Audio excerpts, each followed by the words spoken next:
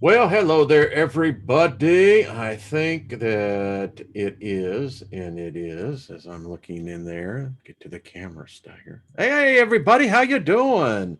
Fabulous day here on planet Earth in the Milky Way. Not sure what it is in other places, but we trust that they're doing as well as we are. Welcome, everyone. Thank you for being a part of this. I appreciate it so much that you guys, ladies, uh, we just say that, being, you know, but for stopping by. You add so much energy. Love the emails. Gotten a couple of them here in the last couple of days. I'll probably get to answering them most likely later in the week, but I have read them. And, Ruby, happy birthday to you, darling. Read your email as well. And yeah, so favor be upon us all, nothing missing, nothing broken. You speak it long enough, you'll begin to believe it. And when you begin to believe it, it's amazing the things that happen that you can't even see that are complying with you speaking four simple little words: nothing missing, nothing broken. And there's no ambiguity to that. I mean, it's pretty straightforward. So try it, you'll like it, and you'll come back for some more. That's what I believe, and I've seen it work. Elderberry, what's up? Deborah Sloan, Stephen, Jacob, Eric, Chloe, much love to you, darling. Robert, good to see you. And Lori, hello, Mad Cow. I hear about your rabbit. Well, it's got 9 lives. No, that's a cat, excuse me. But anyway, brother, good to see you. Gilbert, how are you, my friend? People like Ruby are wishing you health and healing. And yeah, Mark Smith, how you doing, brother, down in Mexico? Gaza, how are you? How's that weather down there? Cool, I hope. I appreciate you, brother. Colleen, good to see you as well. Drew Seeker and S. Lee, Lost in Space. What's up? Good to see you. So cheers, everybody. We are indeed prospering. That's what I like about that phrase, Nothing missing, nothing broken. It actually comes from the root word from shalom. Shalom. And that's what it basically translates out. When you say shalom, you are saying nothing missing, nothing broken be in your life. And that's a pretty far out greeting if you think about it. So shalom, everybody. There you go. Yeah, exactly. Lost in Space. It's wintertime up here. It's a great time to drink the tea. Yeah, we don't drink the Kool-Aid, we drink the tea. It works very well for us. So what else is happening, folks? Lots of stuff. Man, I'm telling you what, there is no denying it. We can be positive. We can look to change our influence of our reality. It's really, in the end, it's the best you can, unless anyone in here wants to run for public office. Any of you want to run for school boards, mayor, city council, state representative, state senator if you live in the United States, congresswoman, congressman? If we're going to affect that change, that's what some of us are going to have to do. And if there's none of us who want to do that, then we have to either expand our influence for those who do, those who were born for such things, to where we can give them knowledge, a knowledge that they know their competitors and compatriots wouldn't possess, which is a shame. I mean, there should be more people on Capitol Hill that understand the occult, that really understand it. They don't. There are a few. There are. I have it on very good word that there is an actual witch. Now, she hasn't come out and proclaimed it, but so I hear. Could you imagine what a group of witches that would get elected to Congress and then on to the Senate? Hey, why not the Supreme Court? It would put wokeism so far back. I mean, wokeism is the regression of intelligence. But imagine if we had real authentic witches. Well, we might as well put a few wizards in there, right? Oh, when they go down on the House floor, they could do some serious reversal. Hey, David Barry, how you, brother? Much love to you and your family as well. But I mean, seriously, what do y'all think of that? We need to find witches that have the moxie, the knowledge, the experience to run for public office. I mean, wouldn't take many of us to begin to work our spells in conjunction with her in her campaign. Oh, yeah. But you see, you have to do it very discriminately. You know, you're going to have to do it like they've done it to us. The spell that we're under this current regime, I think they're very well versed in the occult. Very well versed. I have told you this, and I stand by it. The Federal Reserve have occultists, tarot card readers, numerologists. Yeah. Just an idea. Why not? You know, our kind, they've tried to burn us at the stake. They've tried to behead us. They tried torturing us. And, you know, maybe it's time that we now use their playbook against them. You know, I've read that, you know, the straits of the world are out there, are all Twitter-pated because of the Satanic Church. You know, coming out and saying, wait a minute, you know, if you've got George Washington sitting as God, well, why can't we bring Satan out and at least tell his side of the story? I mean, look what the current regime has planned for us. If you look at the graphic of the slide, folks, that's what they have. You know, we're at DEFCON 3. There for a little bit, we were at DEFCON 2. I have no doubt that we're going to go back. And anyway, DEFCON 3, you know, they got those, they got the birds, the black wings of death. They stand 24/7 at a heightened degree of readiness. If they go to DEFCON 2, then, you know, folks, it's going to get a little dicey. Yeah.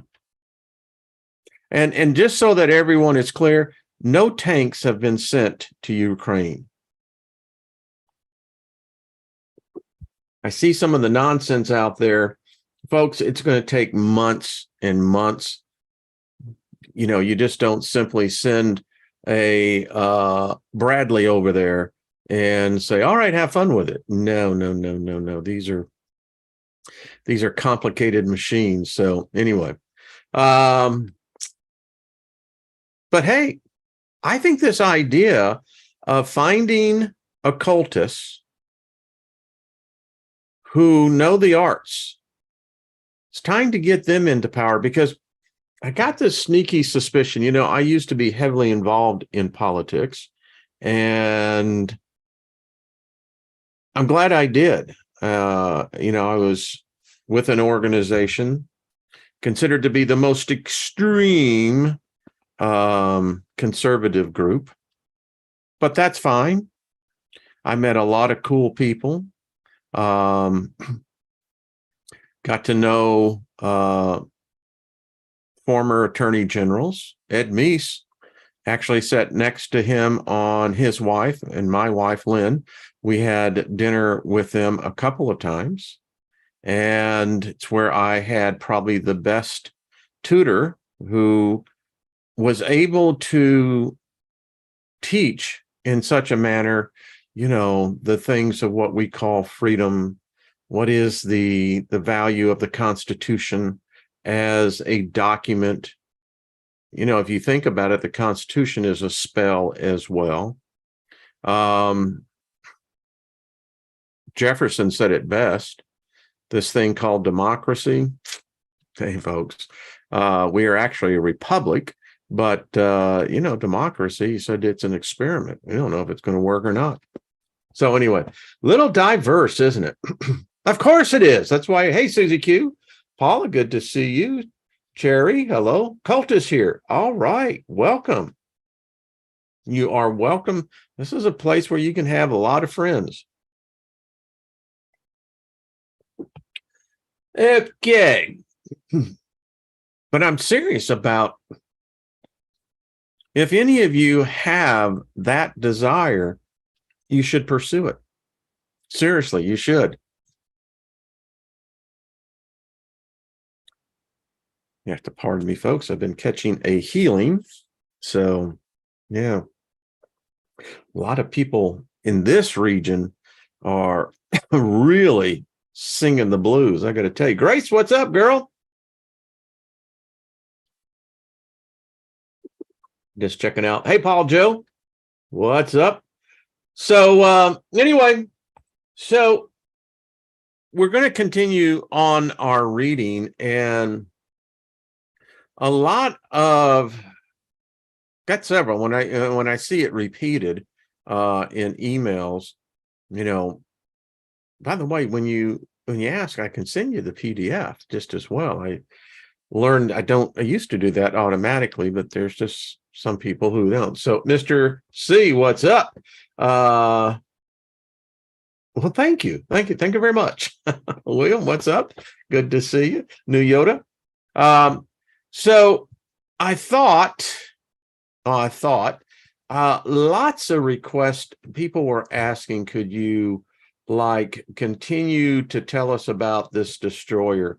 I thought many of us, well, see, that's where assumption gets you in trouble. It makes an ass out of you and me, as they would say. So the background of this destroyer, when I was really into the Nibiru, Planet X mindset, it was a good experience because it teaches you a lot, and good people are in that. As many of you know, I've stated it publicly. The reason why I kind of left that chapter was that, let's just say that this thing is true, that there really is this wandering star, wandering planet. We know this scientifically. There are many wandering planets. In fact, astronomers and astrophysicists suspect that there's probably more Nibirus, wandering planets, than there are what we call orbiting planets like us. So, okay, we know that 70,000 years ago, Shoal's star came through. It was a red dwarf star, came through our solar system, wreaked havoc. I think that's where we get a lot of the stories of Tiamat. I think it had an effect of the flood whenever that event did take place. So we know that. We know it had a profound effect. Anthropologists tell us that that's when we started to learn to use vocal cords. I don't know what the hell we did prior to that, maybe did the Vulcan mind thing, telepathy, most likely. And, so those things are true. But and a lot of confusion was where the Sumerian tablets were concerned. Dr. George Smith, who founded the tablets, the first, worked on it most of his life to study the Sanskrit and to interpret. Everyone is aware of Stitchin and his interpretation. I still go by the world's first in academia, Dr. Noah Kramer, who is one of the leading world experts on Sumerian culture. So my point to all this is that in the end, if this is true, and if maybe we're traveling through the universe at speeds that are quite hard to fathom, but they say that we are, then, we could move through regions of space. We know that Voyager, I think it was last year, it actually measured the shock wave that is here, the Parker spiral. We know all the planets are changing. Our sun has physically changed, chemistry. So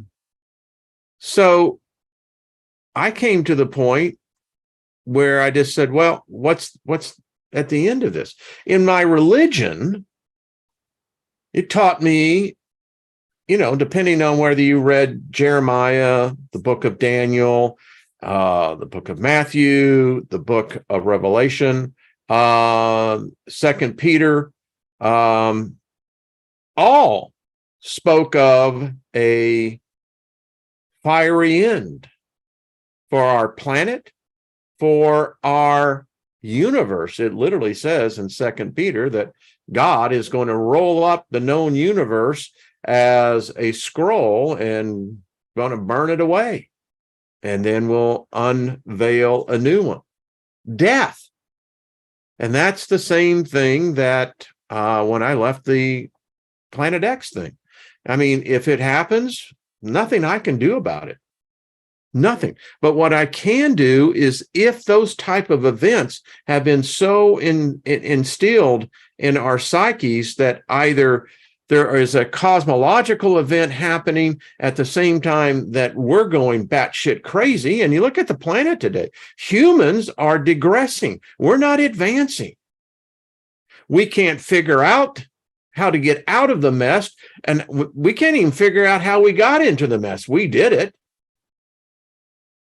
So all that for this. So in the Kolbrin Bible, what they call the bronze books, this is another story that was taken from where the Christians, the Jews, got their stories. Same place. Here you just have a chance to find out what others were saying, not one single voice. So something happened. Something happened about 1500 BC. We don't know what, but apparently the Egyptians, who were writers, that's what they did. They were like the Sumerians. Right.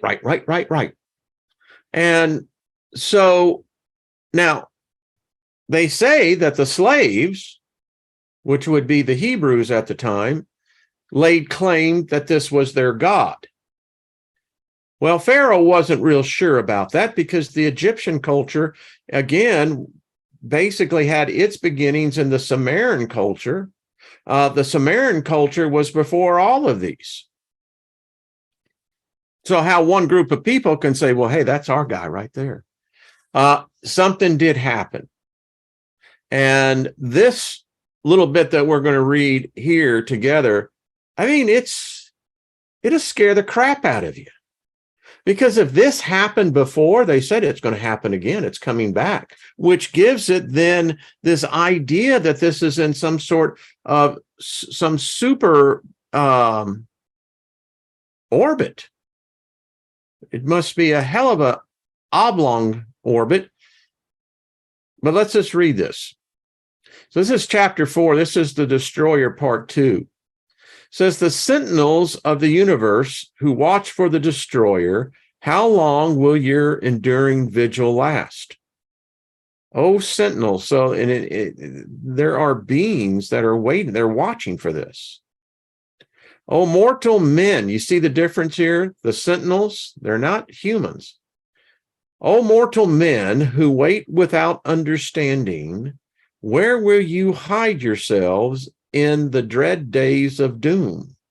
When the heavens shall be torn apart and the skies rent in twain, in the days when children will turn gray-headed. I don't know what the freak they saw, but whatever it was, it so impacted the collective sapiens collective consciousness that we get all of our stories of the doom and gloom, the apocalypse, tribulation. It's probably all from here. Says, goes on to say, this is the thing which will be seen. This is the terror your eyes will behold. This is the form of destruction that will rush upon you. There will be the great body of fire, the glowing head with many mouths and eyes ever changing. Terrible teeth will be seen in formless mouths, and a fearful dark belly will glow redly from the fires inside. Even the most stout-hearted man will tremble, and his bowels will be loosened, for this is not a thing understandable to men. It will be a vast sky spanning from enwrapping earth, burning with many hues within wide open mouths. These will descend to sweep across the face of the land, engulfing all in the yawning jaws. The greatest warriors will charge against it in vain. The fangs will fall out, and lo, they are terror-inspiring things of cold, hardened water. Great boulders will be hurled down upon men, crushing them into red powder.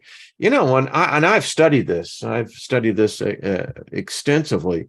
And again, it has a same correlation of other parts you can read in the Bible. It talks about a time when there will be, they said, hailstones, some weighing nearly 400 pounds. This one here sounds to me to be like meteorites. That's what I get the idea. And apparently, if you get hit by one, yeah, I can see where you're going to be red powder like that. It says, as the great salt waters rise up in its train and roaring torrents pour towards the land, even the heroes among mortal men will be overcome with madness. As moths fly swiftly to their doom in the burning flame, so will these men rush to their own destruction.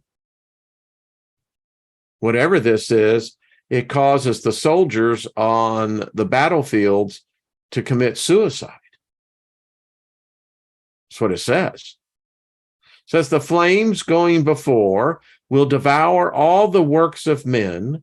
The waters following will sweep away whatever remains.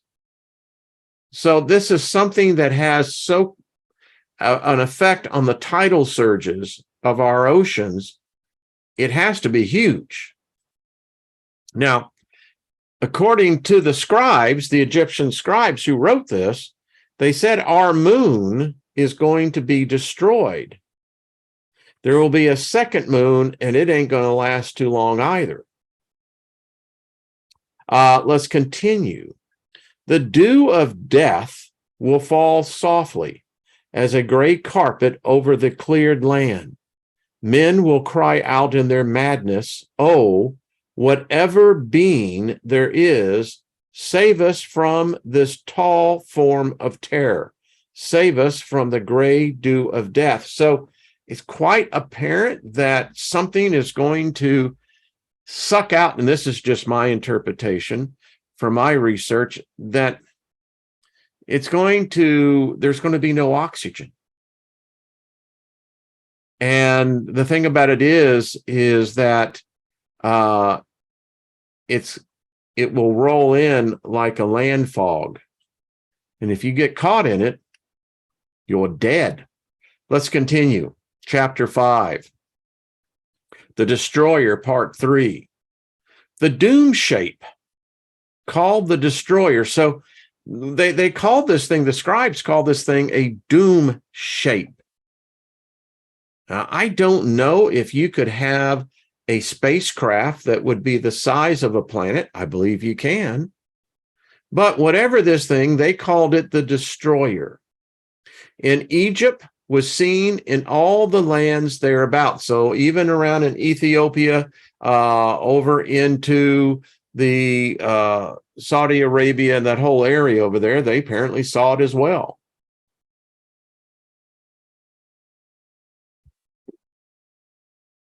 In color, it was bright and fiery. In appearance, changing and unstable. Hard to define on that. We have the advantage of knowing what CGI can do, and we've done great in our movies and what have you. And so many of us probably got some sort of mental image of whatever the hell this thing is up in the sky.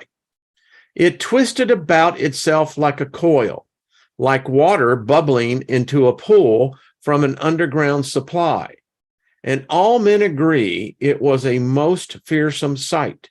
It was not a great comet or a loosened star, being more like a fiery body of flame. Now, this tells me, and this is my interpretation again, that unlike a comet or star that has inertia pulling it, whatever gravitational forces are involved, no. Now, this seemed to be under control. It could be speeded up. It could be slowed down. That tells me it sounds like there's an intelligence behind this. And men of this day, apparently they were smart enough to tell the difference. It says its movements on high were slow. Below, it swirled in the manner of smoke, and it remained close to the sun, whose face it hid. There was a bloody redness about it, which changed as it passed along its course. It caused death and destruction in its rising and setting. It swept the earth with gray cinder rain and caused many plagues, hunger, and other evils. It bit the skin of men and beasts until they became molded with sores. In other words, you've got pus pockets all over your body.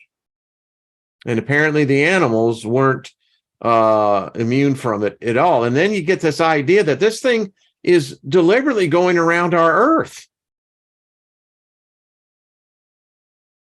The earth was troubled and shook. The hills and mountains moved and rocked.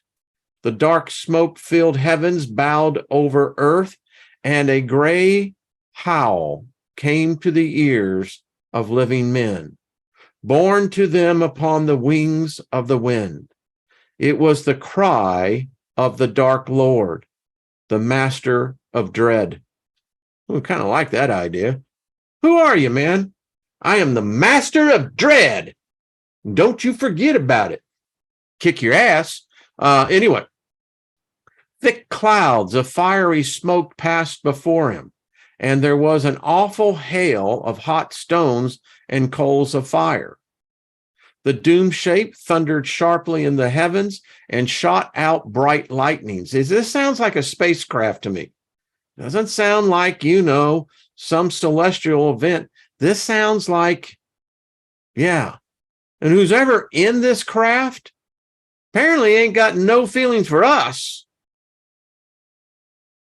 Yeah. The channels of water were turned back upon themselves when the land tilted, and great trees were tossed about and snapped like twigs. Then a voice like 10,000 trumpets was heard over the wilderness, and before its burning breath, the flames parted. The whole of the land moved, and mountains melted. The sky itself roared like 10,000 lions in agony, and bright arrows of blood sped back and forth across its face. Earth swelled up like bread upon the hearth. Now, this is interesting because what they're saying, and we got similar stories in other cultures, that something was happening to the earth. Literally. It was expanding. Now, I can't even imagine, how they knew this, but hey, none of us have figured out how they put the pyramids there either.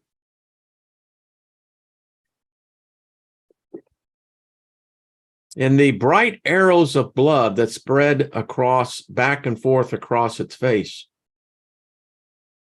Is that plasma? Plasma discharges? Something serious is taking place here, folks. And they say it's coming back. This was the aspect of the doom shape called the destroyer, when it appeared in days long gone by in olden times. It is thus described in the old records, few of which remain. It is said that when it appears in the heavens above, earth splits open from the heat, and like a nut roasted before the fire. Then, I don't like that at all. I got to tell you what, I don't mind summer, but when it's just too hot, it ain't fun anymore. Then flames shoot up through the surface and leap about like fiery fiends upon black blood. The moisture inside the land is all dried up.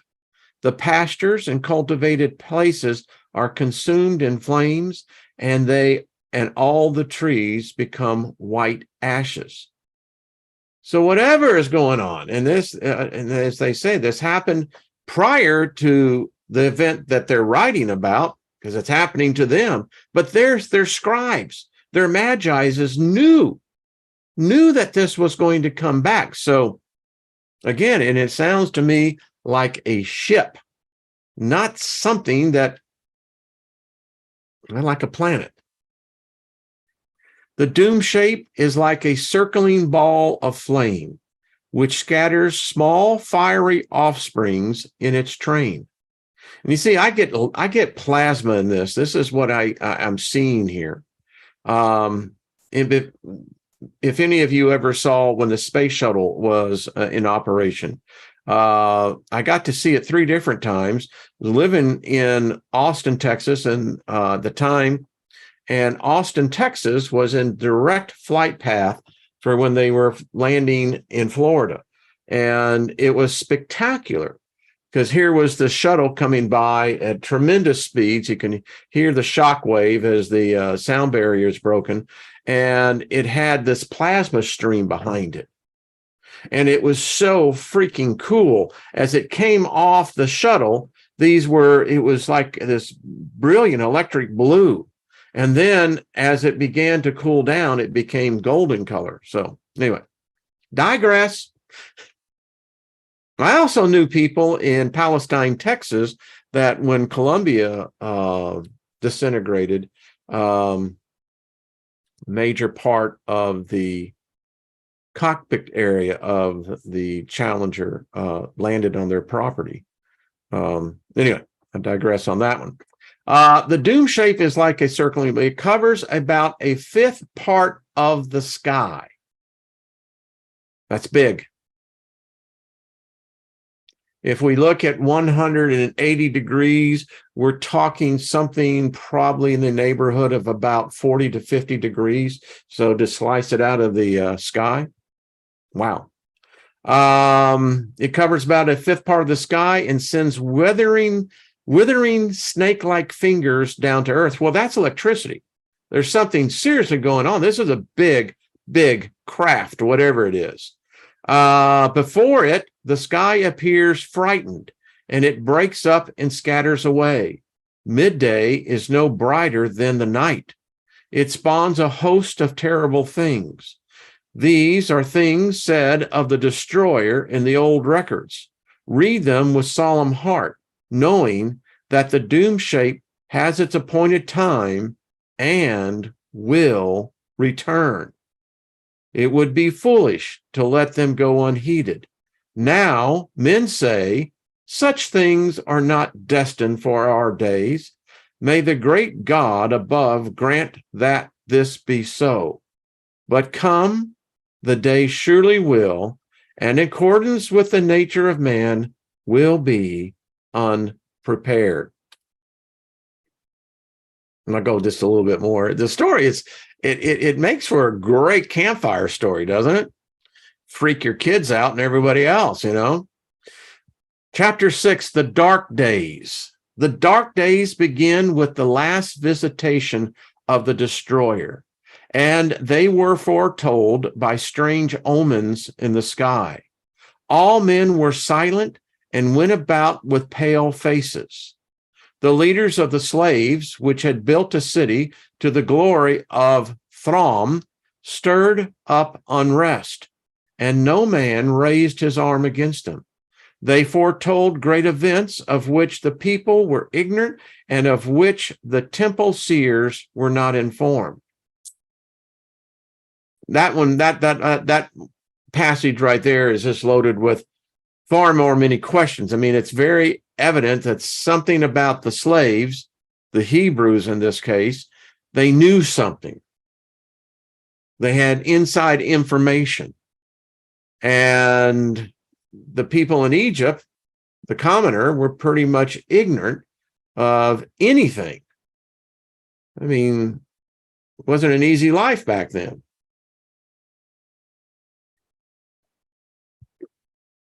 It says, these were days of ominous calm, when the people waited for they knew not what.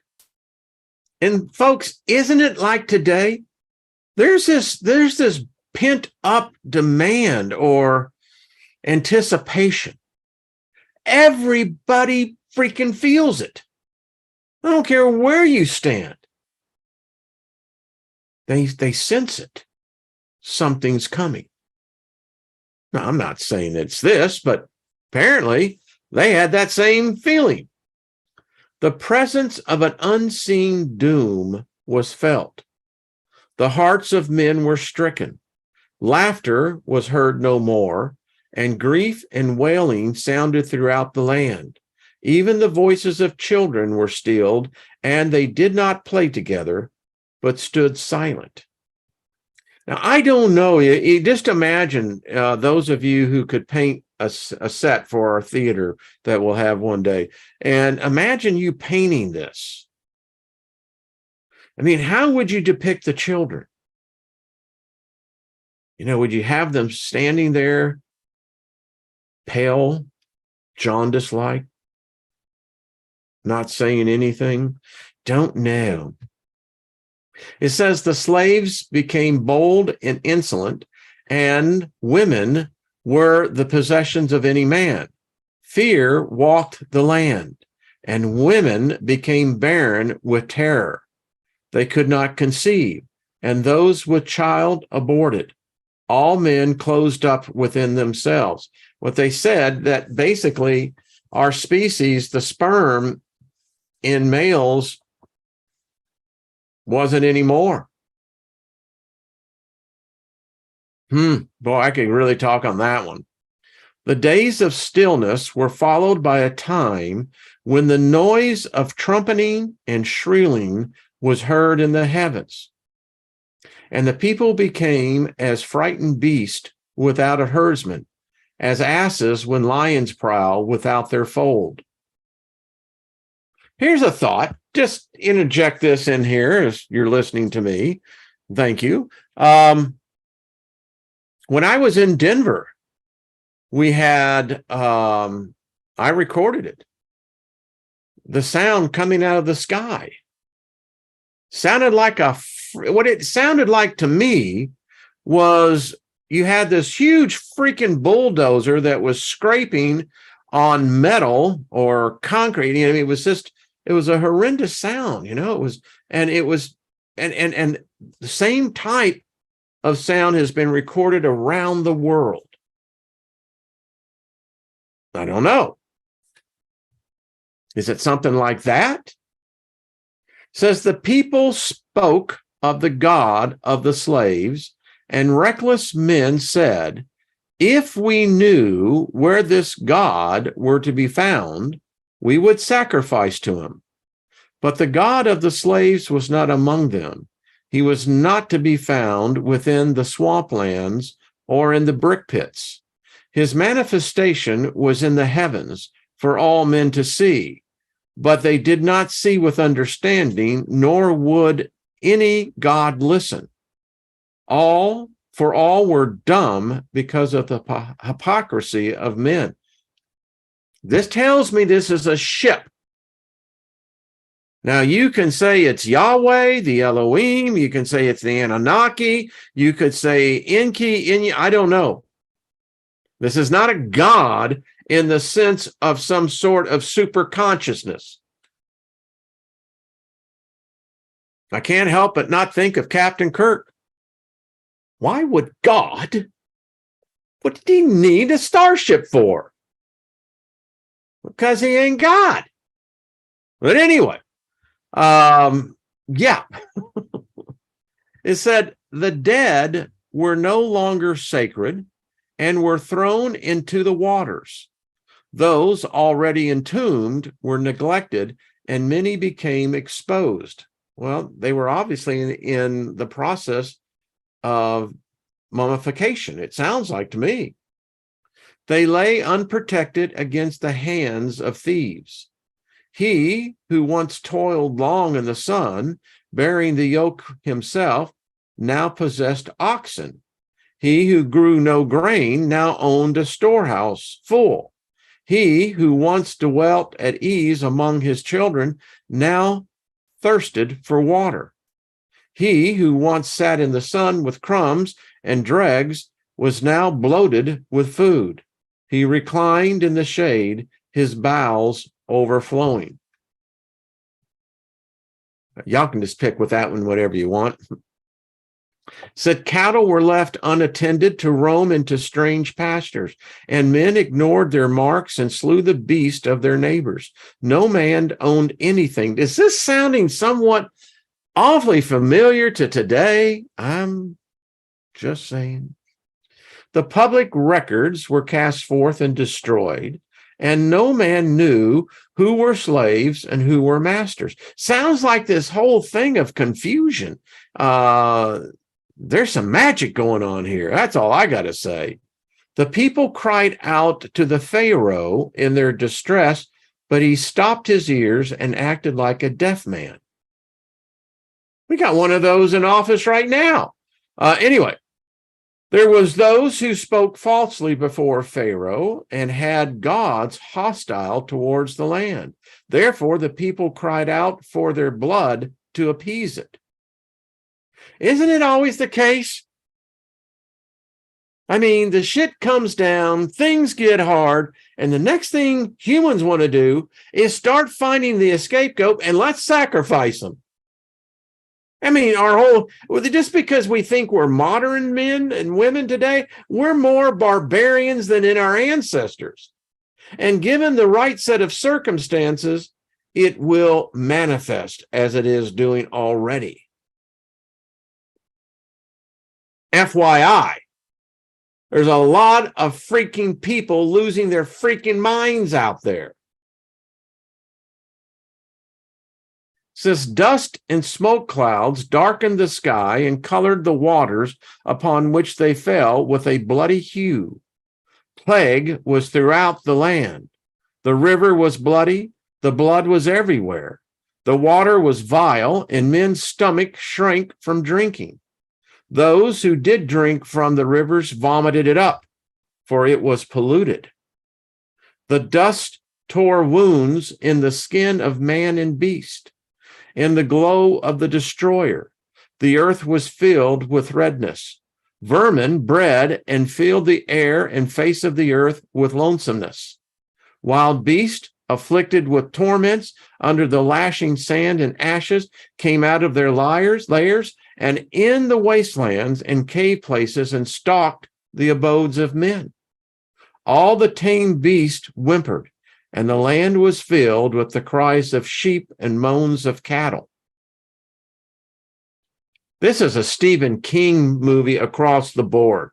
I mean, I think he did make a movie like this, or at least one damn similar. Woof. Trees throughout the land were destroyed, and no herb or fruit was to be found. The face of the land was battered and devastated by a hail of stones, which smashed down all that stood in the path of the torrent. They swept down in hot showers, and strange flowing fire ran along the ground in their wake. The fish of the river died in the polluted waters. Worms, insects, and reptiles sprang up from the earth in huge numbers. Great gusts of wind brought swarms of locusts, which covered the sky. As the destroyer flung itself through the heavens, it blew great gusts of cinders across the face of the land. The gloom of a long night spread a dark mantle of blackness, which extinguished every ray of light. None knew when it was day and when it was night, for the sun cast no shadow. Now, this is interesting because it says whatever this was, it absorbed light, consumed light. It's kind of like F. Paul Wilson's book, Night World, when Nick went down in the bale into the endless hole. As the bale continued to get lower and lower, as they were reaching about a half mile, he reported that the lights outside this diving bell, it was as though something was consuming it. And the further they went down, suddenly he said this darkness, whatever it is, was inside the diving bell. So, and if many of you don't know what I'm making reference of, well, go read the book. You'll love it. The darkness was not the clean blackness of night, but a thick darkness in which the breath of men was stopped in their throats. Men gasped in hot cloud of vapor, which enveloped all the land and snuffed out all the lamps and fire. So this is clearly something that is oxygen deficient, seems to be almost consuming the oxygen. Men were benumbed and lay moaning in their beds. None spoke to another or took food, for they were overwhelmed with despair. Ships were sucked away from their moorings and destroyed in great whirlpools. It was a time of undoing.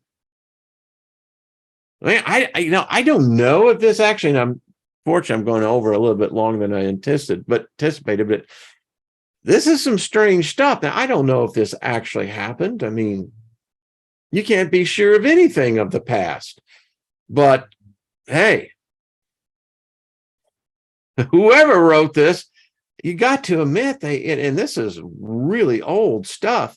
I mean, they're hammering it out on copper plates, folks. What does that tell you? It says the earth turned over as clay spun upon the potter's wheel. That sounds to me like a pole reversal. It's exactly what it sounds like.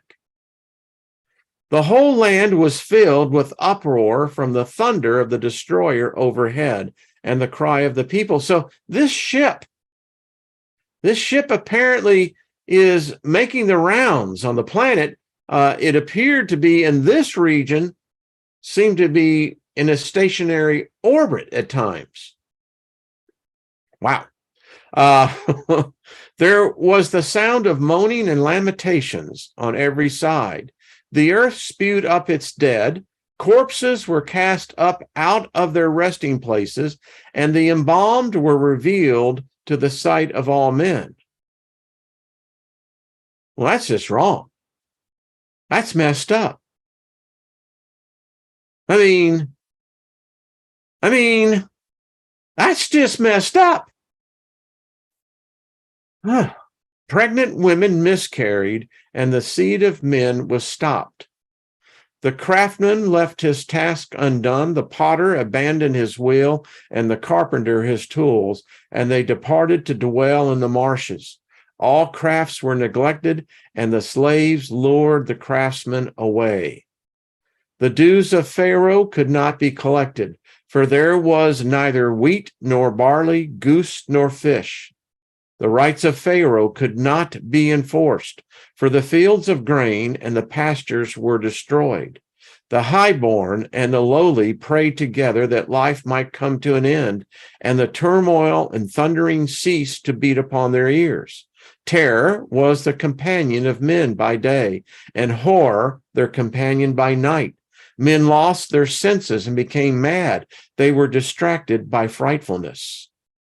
On the great night of the destroyer's wrath, when its terror was at its height, there was a hail of rocks, and the earth heaved as pain rent her bowels. Gates, columns, and walls were consumed by fire, and the statues of gods were overthrown and broken. People fled outside their dwellings in fear and were slain by the hail. Those who took shelter from the hail were swallowed up when the earth split open. That's a bad freaking day. The habitations of men collapsed upon those inside, and there was panic on every hand.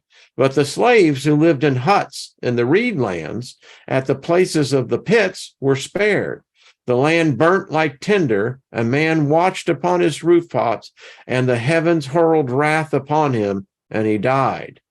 The land withered under the wrath of the destroyer and groaned with the agony of Egypt.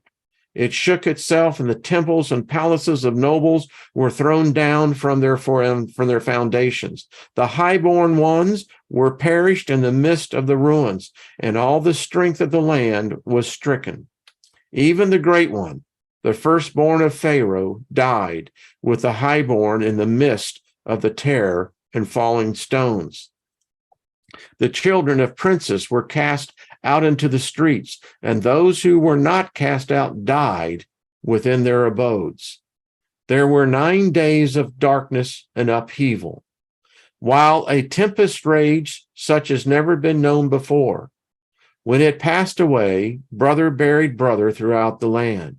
Men rose up against those in authority and fled from the cities to dwell in tents in the outlands. Egypt lacked great men to deal with the times. Boy, does that sound like our day? We have no leadership. We have no integrity in our leaders. The people were weak from fear and bestowed gold, silver, lapis lazuli, turquoise, and copper upon the slaves, and to their priests they gave chalices, urns, and ornaments. Pharaoh alone remained calm and strong in the midst of confusion. The people turned to wickedness in their weakness and despair. Harlots walked through the streets unashamed. Women paraded their limbs and flaunted their womanly charms. Highborn women were in rags, and the virtuous were mocked. The slaves, spared by the destroyer, left the accursed land forthwith. Their multitude moved in the gloom of a half-dawn, under a mantle of fine swirling gray ash, leaving the burnt fields and shattered cities behind them. Many Egyptians attached themselves to the host, for one who was great led them forth, a priest prince in the inner court. It was Moses, or Moshe. The fire mounted up on high, and its burning left with the enemies of Egypt. It rose up from the ground as a fountain and hung as a curtain in the sky. In 7 days, by Rimwar, the accursed ones journeyed to the waters. They crossed the heaving wilderness while the hills melted around them. Above, the skies were torn with lightning. They were sped by terror, but their feet became entangled in the land, and the wilderness shut them in. They knew not the way, for no sign was constant before them. They turned before Noshari and stopped at Shokloth, the place of quarries. They passed the waters of Maha and came by the valley of the Pikaroth, northwest of Marah. They came up against the waters which blocked their way, and their hearts were in despair. The night was a night of fear and dread, for there was a high moaning above. The black winds from the underworld were loosened. The fire sprang up from the ground. The hearts of the slaves shrank within them, for they knew the wrath of Pharaoh followed them, and that there was no way of escape. They hurled abuse on those who led them. Strange rites were performed along the shore that night. The slaves disputed among themselves. There was violence. I don't know what these strange rites were, but apparently they were very strange. Pharaoh had gathered his army and followed the slaves. After he departed, there were riots and disorders behind him, for the cities were plundered. The laws were cast out of the judgment halls and trampled underfoot in the streets. The storehouses and granaries were burst open and robbed. Roads were flooded and none could pass along them. People lay dead on every side. The palace was split. The princes and officials fled, so that none was left with authority to command. The list of numbers were destroyed. The public places were overthrown, and households became confused and unknown. Wow. I told you this was the other side of the Egyptian story. You know, the world only knows one side of this story, and obviously it was milquetoast. No way were they going to tell the world of this God and what really happened, and then it's no God at all. It has to have a goddamn spaceship. Doubt me? What does it say in the book of Ezekiel? This Yahweh, this Elohim, this, Jehovah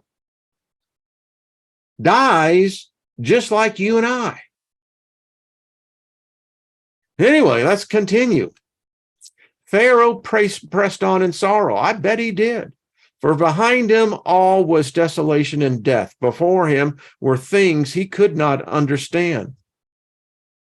He was afraid, but he carried himself as well and stood before his host with courage. He sought to bring back the slaves, so the people said their magic was greater than the magic of Egypt. That right there, folks, if you stayed with me, was worth every bit of it. The host of Pharaoh came upon the slaves by the saltwater shores, but was held back from them by a breath of fire. A great cloud was spread across over the host and darkened the sky. None could see except for the fiery glow, the unceasing lightning, which rent and the covering cloud overhead. A whirlwind arose in the east and swept over the encampment host. A gale raged all night, and in the red twilight, dawn, there was a movement of the earth. The waters receded from the seashore and rolled back upon themselves. There was a strange silence, and then, in the gloom, it was seen that the waters had parted, leaving a passage between.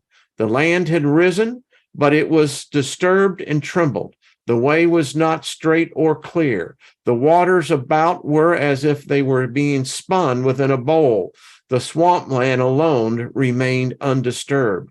From the horn of the destroyer came a high, shrilling noise which stopped the ears of men. The slaves had been making sacrifices in despair. Their lamentations were loud. Now, before the strange sight, there was hesitation and doubt. For the space of a breath, they stood still and silent. Then all was confusion and shouting, some pressing forward into the waters against those who sought to flee back from the unstable ground. Then, in an exaltation, their leader led them into the midst of the water through the confusion. Yet many sought to turn back to the host behind them, while others fled along the empty shores. And I can see I'm just about out of my time. And we still got more to the story. If you want it, I'll be more than happy to send you this. It's how interesting. you got to admit, this is some interesting stuff. And I don't know if, like I said, I was actually going to get on to our occult practice lesson and talk about the old ones, but this is the thing, folks. I mean, if you've never heard the story, it mirrors much of what we read in the book of Exodus. Why? Well, at the event, something happened. Now, I don't believe it was God up there, standing up there doing, no, the Egyptians told us what was going on. What was happening was with this ship, whatever the hell this ship was doing. Troublesome 93 says, pray for my brother. He's in the hospital. We just speak healing to him. Healing thoughts. Nunu says Thoth left the interplanetary sky ship deep below the Sphinx in the last days. It's mentioned in the Emerald Tablets. Yeah. Thank you, Lady Ellie. Good to see you, dear. So make more time. Why only 1 hour? Well, because I just kind of respect most people's time. That's why, Mr. C. But it's a fascinating story. And if you just put on a different lens and read the story, now you can get a perspective from both sides. Obviously, there was an agenda with these Hebrews. I mean, and folks, listen, this Yahweh said that it was his chosen race. You and I are not his chosen race. This is a geneticist. This is a crazy man, calls himself God. And it isn't the Father in the New Testament. I don't know who this Father is, but yet he bought into the story at the end of the book. Because you could take the whole book of Revelation and put a spaceship in there and begin to see it through the whole lens, and you can almost begin to see this is a repeating story.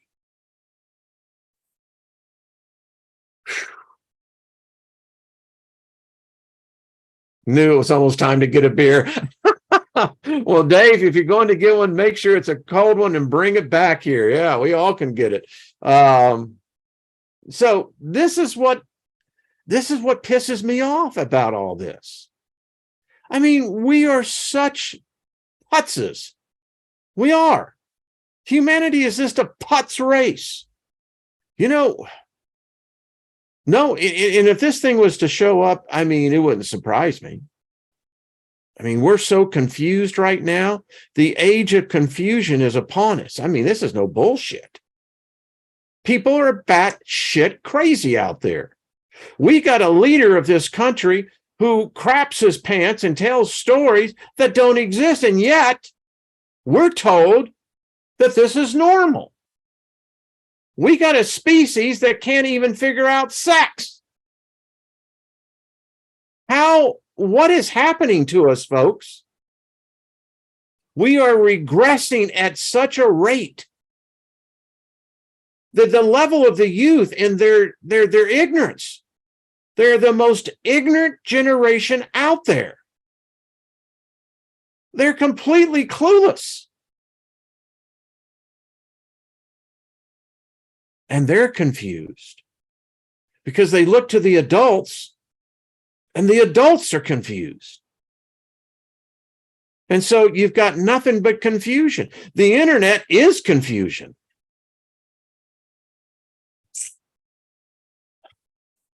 Genetically modified, you're right. Living in the illusion. Hey, K-Town, how you doing? Robert?